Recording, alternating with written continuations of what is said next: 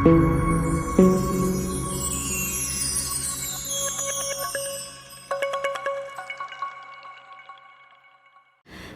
Friends, welcome to Meera mind voice. BB ஹவுஸில் day 36 இன்றைக்கி. இன்றைய நிகழ்வுகள் ஆக்சுவலாக பார்த்தோன்னா மொத்தமாக என்னென்ன ப்ரொமோ வந்ததோ அது மட்டும்தான் இம்பார்ட்டண்ட் ஈவெண்ட்ஸே. அது தவிர வேறு ஒன்றுமே நடக்கலை. பட் அதுவே நல்லா இருந்தது. இன்றைக்கி வாரம் நல்லா ஆரம்பிச்சிருக்கு. வாங்க நம்ம உள்ளே போய் என்னென்ன நடந்தது இன்றைக்கின்னு பார்ப்போம். காலம்பரை ஃபஸ்ட்டு கேப்டன்ஷிப் சத்யாட்டேந்து அருணுக்கு பாஸ் ஆன் பண்ணினாங்க. அருணுக்கு A23 ரம்மியிலேருந்து கிரீடம் அவருக்கு கிரீடம் போடப்பட்டது. அதுக்கு உடனே அவர் ஒரு அக்செப்டன்ஸ் ஸ்பீச் சொன்னார். அக்செப்டன்ஸ் ஸ்பீச் சொன்னோடனே நம்ம விஷாலும் ஜெஃப்ரியுமா சேர்ந்து லாஸ்ட் வீக் நடந்ததை பற்றி ஒரு சின்ன பாடல் எழுதி பாடினாங்க. நல்லா இருந்தது அந்த பாட்டு. சத்யாவோட கேப்டன்ஷிப் பற்றி, ஜாக்கை பற்றி, எல்லாத்தையும் பற்றி நல்லா பாடினாங்க. அந்த பாட்டு என்டர்டெய்னிங்காக இருந்தது. அடுத்தாப்பில் நிகழ்ந்த மெயின் நிகழ்வு ஃபஸ்ட்டு ப்ரமோவில் யார் பாய்ஸ் ஹவுஸுக்கு போகிறதுக்கு ஸ்வாப்பிங்க்கு கேர்ள்ஸ் டீம்லேருந்து தேர்ந்தெடுக்க போகிறாங்க அப்படிங்கிறது. ஆக்சுவலாக அதை ஆரம்பித்தது எப்படின்னாக்க, அன்ஷிதா சொன்னாங்க நான் இந்த வாரம் போக ஆசைப்படுறேன் அப்படின்னு சொல்லிட்டு. ஆனால் ஓகே, டீமில் எல்லோரும் சேர்ந்து பேசலாம், யார் என்ன சொல்கிறீங்களோ அது பண்ணலாம் அப்படிங்கிற மாதிரி. ஆனந்தியும் வாண்டட் டு கோ, எனக்கு போகணும்னு ஆசை இருக்குது அப்படின்னு பேசினாங்க. உடனே திடீர்னு அன்ஷிதா சொன்னாங்க நான் போகிறத விட ஐ திங்க் ரியா இந்த வாரம் போனால் நல்லாயிருக்கும் அப்படின்னு ஆரம்பித்தாங்க. உடனே பார்த்தா சீனியர் ஹவுஸ்மேட்ஸ் எல்லாருமாவே ஆல்மோஸ்ட் ரியா போகலாமே அப்படிங்கிற மாதிரி பேச ஆரம்பித்தாங்க. ரியா எனக்கு கூட இன்ட்ரெஸ்ட் இருக்குதுன்னு ஒரு வார்த்தை விட்டாங்க. ஆனால் பக்கத்தில் இருந்த மஞ்சரி சொன்னாங்க அவங்க எல்லாரும் சேர்ந்து உன்னை மண்டையை கழுவுறாங்க, பச்சையாக தெரியுது மண்டையை கழுவுறாங்கன்னு, நீ போகாத, உனக்கு என்ன தோணுதோ அதை நீ பண்ணு அப்படிங்கிற மாதிரி. பிகாஸ் அவங்க போனாங்கன்னா, நேத்திக்கே சொன்னாங்க ஜாக்கு, நீ போனன்னா நீ என்னன்னே தெரியாது அங்கேன்னு வர்ஷினிக்கு சொல்லிட்டு இருந்தாங்க. ரியாக்கும் அதே கதை தானே, அங்கே போனாங்கன்னா அவங்களால ஒன்றுமே பண்ண முடியாது. ஆனால் கேர்ள்ஸ் டீம் எல்லாருமே சேர்ந்து சரி சேஃபாக இவங்களை அங்கே நகர்த்திட்டோன்னா அப்படின்னு நினச்சாங்க. ஆனால் மஞ்சரி சூப்பராக ஒரு காயின் நகர்த்தினாங்க. ஆனந்தி போகட்டும் இந்த வாரம். பிகாஸ் எல்லோரும் சொல்கிறாங்க ஆனந்தி லாஸ்ட் வீக் 3 கேப்டன், ஒன்று ஆனந்தி, ஒன்று முத்து, ஒன்று சத்யான்லாம் சொல்லிட்டு இருந்தாங்க இல்லையா. அதனால் ஆனந்தி அங்கே அனுப்பிச்சோன்னாக்க இங்கே வேறு யார் விளையாடுறாங்கிறது தனித்துவமாக வெளியில் தெரியும்.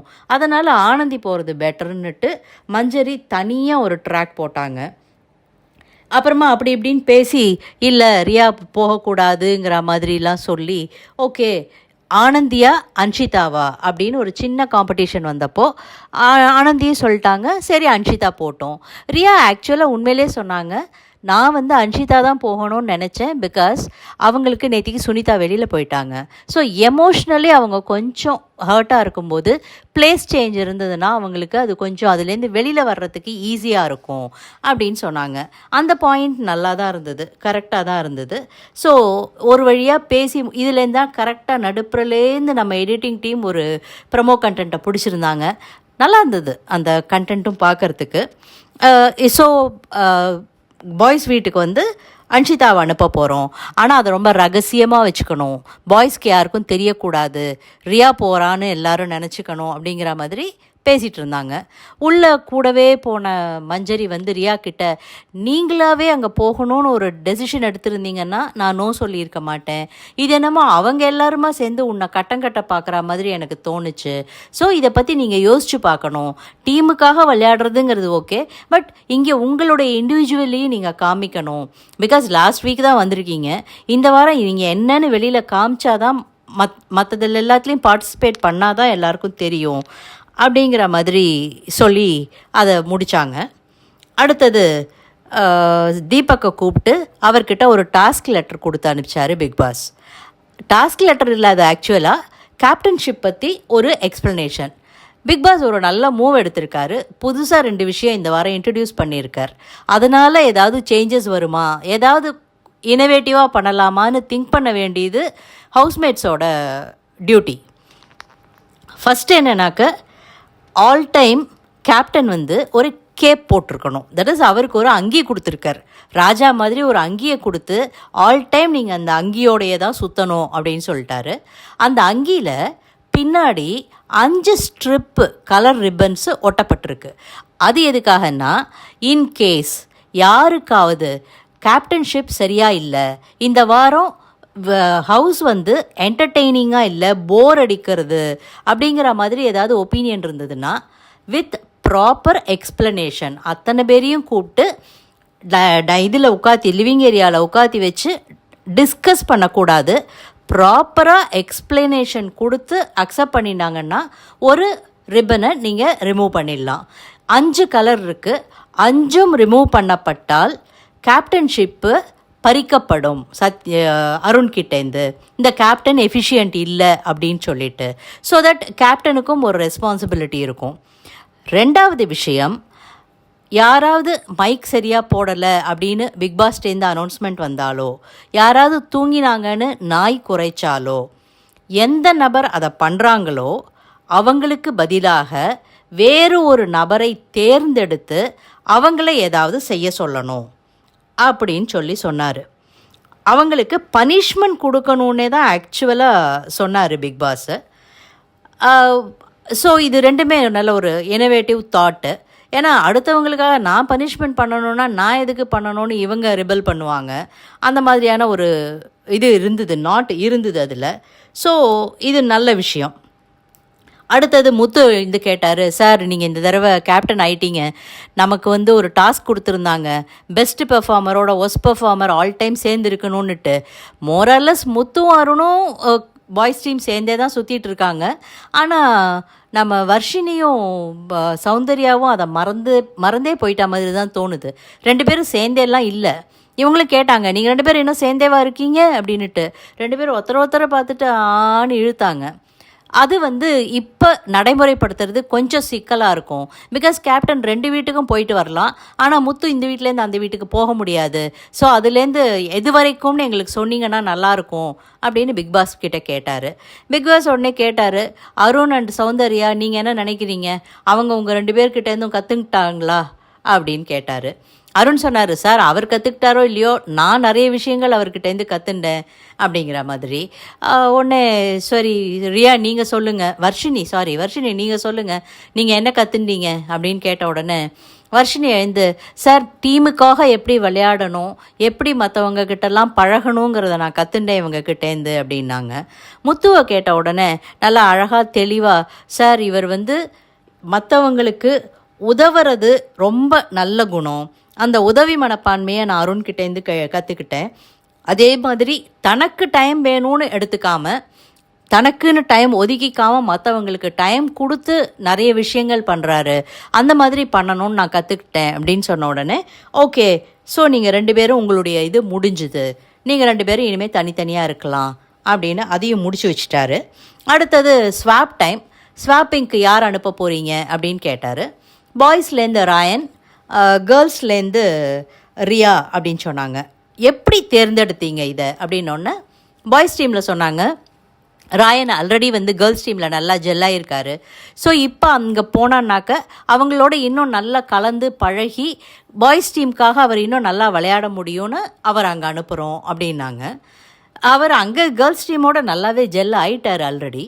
கேர்ள்ஸில் வந்து சொன்னாங்க, சார் அன்ஷிதா வந்து இப்போ தான் கொஞ்சம் கொஞ்சமாக வெளியில் வந்து விளையாட ஆரம்பிச்சிருக்காங்க, அவங்களுடைய கேமை இன்னும் மேம்படுத்திக்கிறதுக்கு இந்த டீமுக்கு போய் பாய்ஸ் டீம் எப்படியெல்லாம் திங்க் பண்ணுறாங்க என்ன பண்ணுறாங்கன்னு கற்றுண்டாங்கன்னா நல்லாயிருக்கும், அதனால் நாங்கள் அன்ஷிதாவை அனுப்புகிறோன்னு ரொம்ப நல்லா கலராக பொடி தூவின மாதிரி வார்த்தைகள் எல்லாம் போட்டு நம்ம ஜாக்லின் இன்ட்ரடியூஸ் பண்ணி அதுக்கு ஒரு எக்ஸ்ப்ளனேஷன் கொடுத்தாங்க.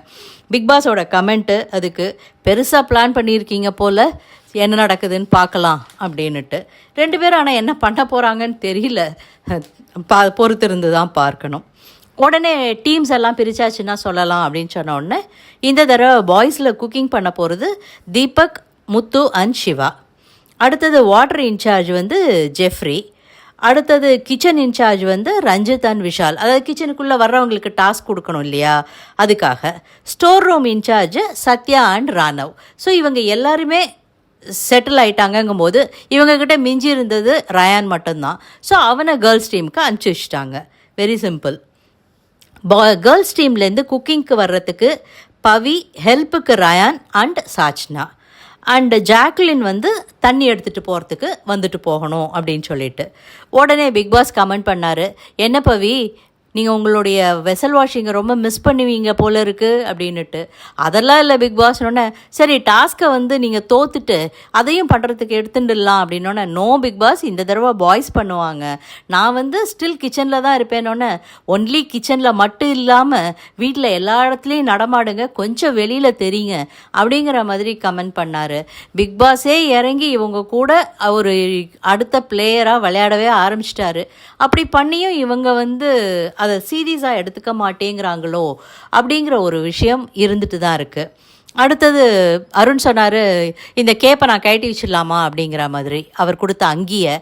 உடனே இல்லை லெட்டரில் அப்படி போடலன்னு, இரு லெட்டர் கூட அதில் என்ன போட்டிருக்குன்னு பார்க்கணுன்னொன்னே பிக் பாஸ் வந்து நம்ம சிவாஜி கணேசன் இதில் என் கடிதத்தில் குற்றமா அப்படின்னு கேட்ட உடனே, இல்லை பிக் பாஸ், அதை படித்த எங்களுக்கு ஒரு சின்ன சந்தேகம், நான் ஆல்வேஸ் கேப் போட்டு இருக்கணுமா வேணாமா அப்படின்னுட்டு கொஞ்சம் இது பண்ணினார் அருண்.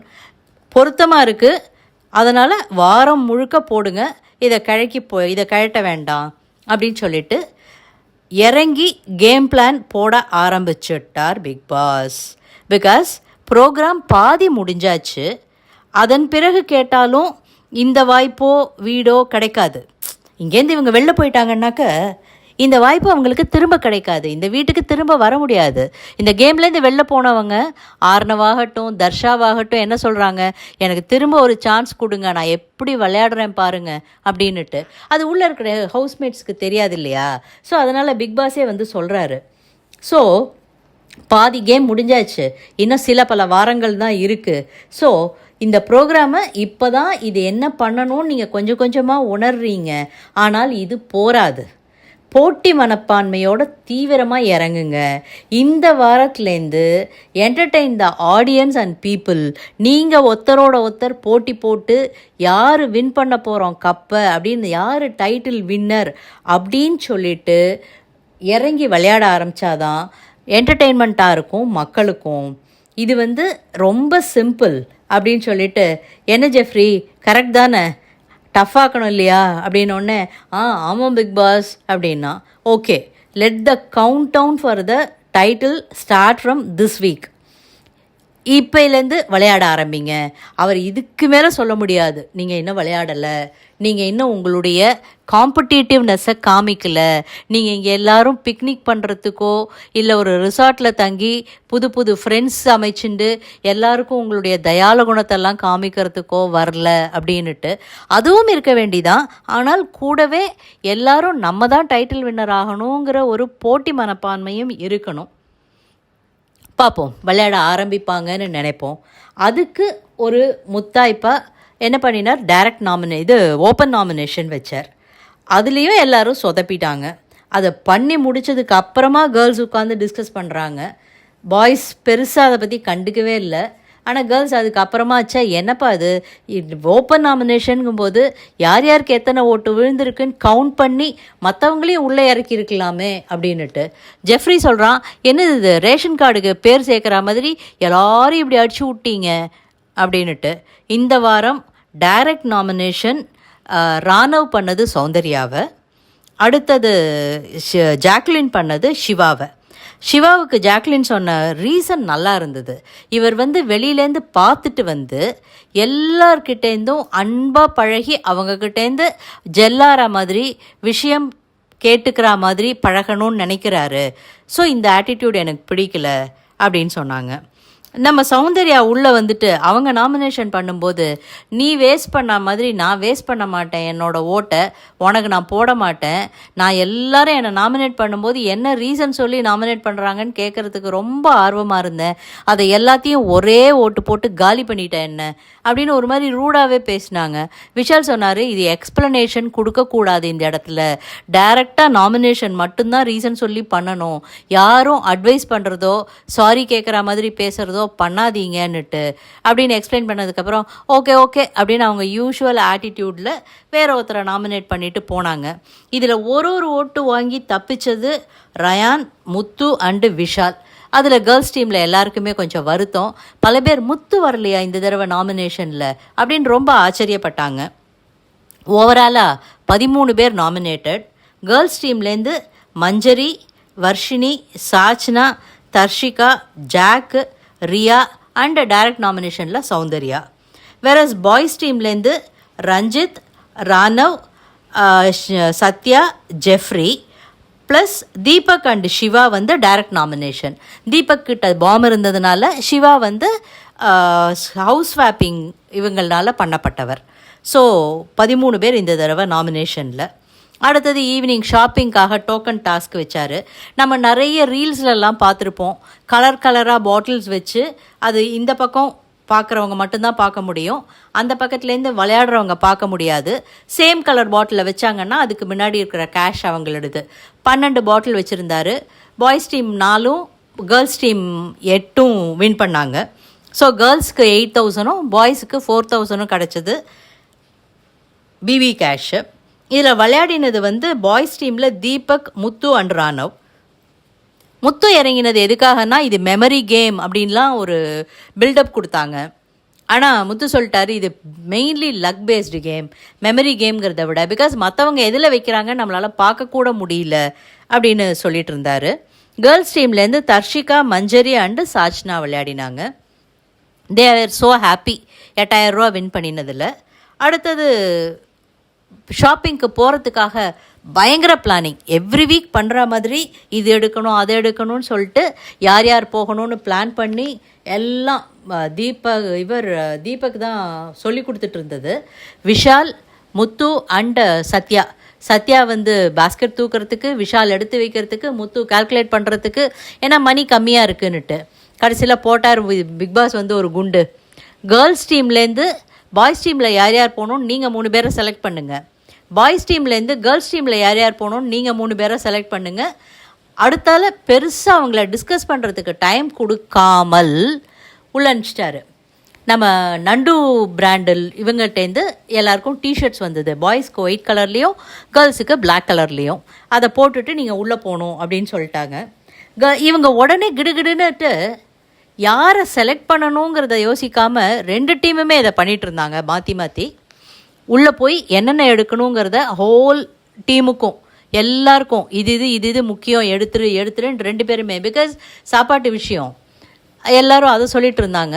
பிக் பாஸ் டைம் கெடு கொடுத்து இம்மீடியட்டாக சொல்லுங்கள், நீங்கள் இதை யோசிக்கிறதுக்கு பதிலாக என்ன எடுக்கணுங்கிறத தான் யோசிச்சுட்டு இருக்கீங்க, இல்லைனா நான் ஷாப்பிங்கே மொத்தமாக நிறுத்திடுவேன் வார்னிங் கொடுத்த உடனே அலறி புடைச்சிட்டு பதில் சொன்னாங்க. பாய்ஸ் வந்து வர்ஷினி, சாச்னா அண்ட் சௌந்தர்யா போகணும் அப்படின்னு சொல்லி செலக்ட் பண்ணாங்க. கேர்ள்ஸ் வந்து ஜெஃப்ரி, சத்யா அண்ட் ராணவ் போகணும் அப்படின்னு செலக்ட் பண்ணாங்க. பிகாஸ் இவங்க 3 பேருமே போனதில்லை, இவங்களுக்கு எடுக்க தெரியாது அப்படின்னு சொல்லிட்டு. But they did a pretty good job. நல்லா பண்ணியிருக்காங்க. தேவையானது 19% எடுத்துட்டாங்க. பாய்ஸ்க்கு ஆப்வியஸ்லி மணி கம்மியாக இருக்குங்கிறதுனால அவங்களால கம்மியாக தான் எடுக்க முடியும். ஷாப்பிங் முடிச்சுட்டு வந்ததுக்கு அப்புறமா பிக் பாஸ் திடீர்னு கூப்பிட்டு ஒரு குண்டு போட்டார்.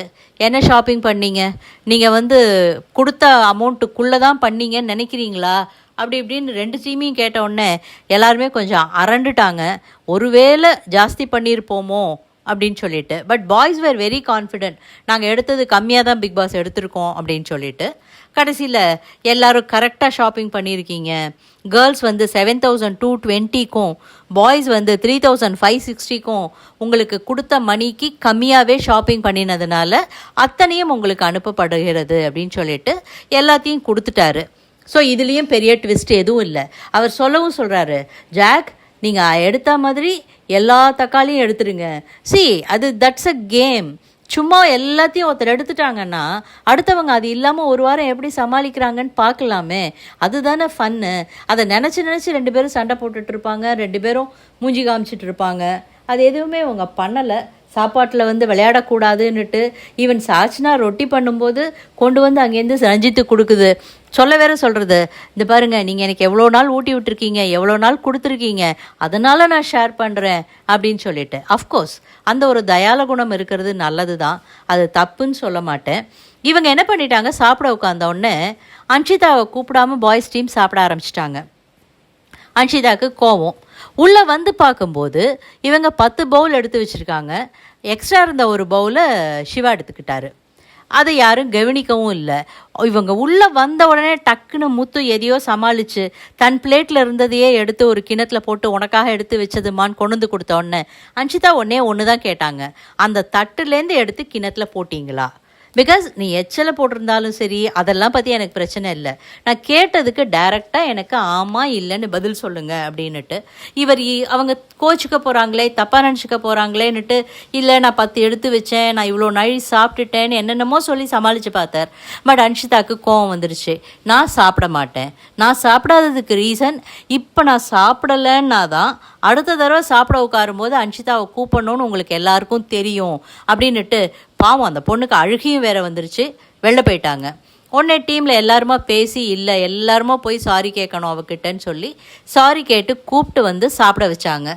உடனே அவங்க கேட்டாங்க, எனக்கு ரொம்ப கோவம் வருது, நீங்கள் தான் அருண் கேப்டன், ஆனால் நீங்கள் கூட இதை கவனிக்கல, எனக்கு இப்போ உடனே உங்களோட ரிப்பன் ஒன்று எடுக்கணும்னு இருக்குது அப்படின்னோடனே, தாராளமாக எடுத்துக்கம்மா, ஆனால் சாப்பிட்டுட்டு எடுத்துக்க அப்படின்னு அப்படியே அவங்க பாச மழை பொழிஞ்சு இது பண்ணி அந்த பொண்ணை ஒரு வழியாக சாப்பிட வச்சுட்டாங்க.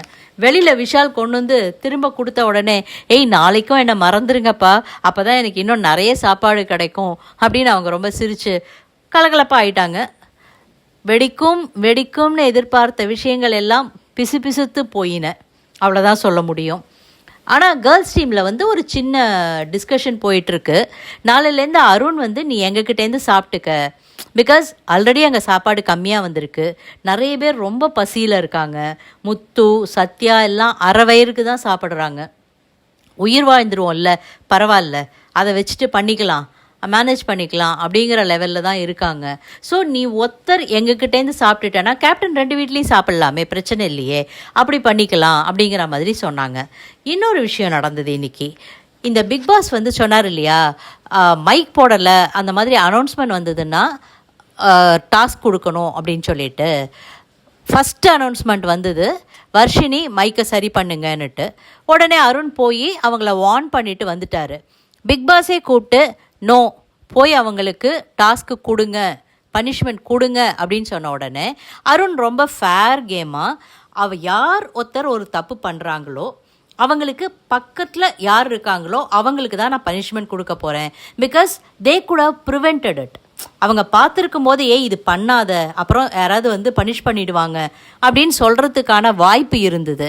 ஸோ இவங்க பக்கத்தில் யார் இருந்தாங்க அப்படின்னு கேட்டு அவங்க பக்கத்தில் ஜாக்லினை கூப்பிட்டு, நீங்கள் என்ன பண்ணணும், அவங்கள உட்காத்தி வச்சுக்கிட்டு 15 நிமிஷம் அவங்க கூட தான் பேசிகிட்டு இருக்கணும், அவங்களோடையே தட் இஸ் கூட இருக்கணும், அவங்கக்கிட்ட மினிமம் 50 தரம் நீங்கள் மைக் போட மறக்காத, அப்புறம் பனிஷ் பண்ணிவிடுவாங்க, இதை திருப்பி சொல்லணும், கண்டினியூஸாக இல்லை, பட் 50 தரம் மினிமம் அவங்கக்கிட்ட நீங்கள் இதை சொல்லியிருக்கணும் அப்படின்னாங்க.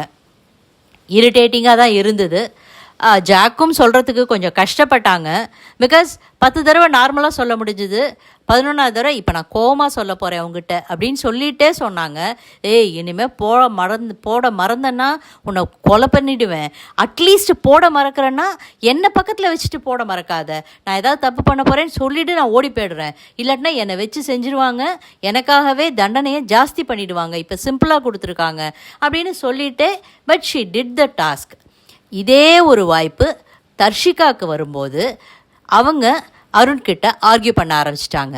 அது எப்படி நீ கொடுக்கலாம், இந்த மாதிரி நான் பண்ணினதுக்காக நீங்கள் அவங்ககிட்ட தண்டனை கொடுத்தீங்கன்னா அவங்க எங்கிட்ட ரூடாக பேசுகிறாங்க, அதை எதுக்கு நான் சகிச்சுக்கணும், இதே மாதிரி திரும்ப ஒரு வாய்ப்பு வந்துன்னா நான் பண்ண மாட்டேன்னே சொல்லுவேன். ஏமா தர்ஷிகா, உனக்கு ஒரு நியாயம், இவங்களுக்கு ஒரு நியாயமா? நீ என்ன பண்ணின, உன்னை ஸ்டோர் ரூமில் போய் சாமான் எடுக்க சொல்கிறாங்க, உனக்கு டாஸ்க் கொடுக்குறாங்கன்னு கோவத்தில் தான் லிவிங் ரூமுக்கு வந்தால் நீங்கள் டாஸ்க் பண்ணணும்னு 2 நாள் போராடினீங்க. நாங்கள் சாப்பிடாம அங்கே சமைக்காமல் சாப்பிடாம கூட இருப்போன்னெல்லாம் போராட்டம் பண்ணீங்க. அதே விஷயத்த இப்போ பிக் பாஸே ஒரு ரூலாக சொல்லி அருணை கேப்டன் பண்ணணும் அப்படின்னு சொல்லியிருக்கும்போது அவர் ரொம்ப தன்மையாக, இதை நான் உங்களுக்கு ஒரு டாஸ்காக கொடுக்க விரும்பலை, ஒரு பனிஷ்மெண்ட்டாகவும் ஆக்க விரும்பலை, ஆனால் இதை நீங்கள் செய்யணும், இதுக்கான ஒரு இம்பேக்ட் இருக்கணுங்கிறதுக்காக இனோவேட்டிவாக யோசித்து நீங்கள் இதை ஒரு 100 தடவை அவங்கக்கிட்ட சொல்லுங்கள், நோ நோ நோ நான் தூங்க மாட்டேன் அப்படிங்கிற மாதிரிங்கும்போது அதை நான் பண்ண முடியாது, இது தப்பு. அவங்க எங்கிட்ட 10 தடவை நார்மலாக சொல்லுவாங்க, 11வது தடவை அவங்களே இரிட்டேட் ஆகிடுவாங்க. அவங்க மூஞ்சிலேயே அந்த இரிட்டேஷன் தெரியும். இரிட்டேஷன் தெரிஞ்சால் தான் அடுத்த தடவை நீ பண்ணாமல் இருப்ப. உனக்குன்னு வந்தால் டாஸ்க்கு கொடுத்தா அது ஓகே, அடுத்தவங்க பண்ண சொல்லும்போது அது தப்பு. இது என்ன நியாயம்? இதை யாருமே இன்றைக்கி அட்ரஸ் பண்ணல. இது 24 ஹவரில் வந்ததே தவிர 1 ஹவரில் இது வரலை. ஸோ மக்களே, சில விஷயங்கள் 24 ஹவரில் தான் நமக்கு விஷயம் கிடைக்குது.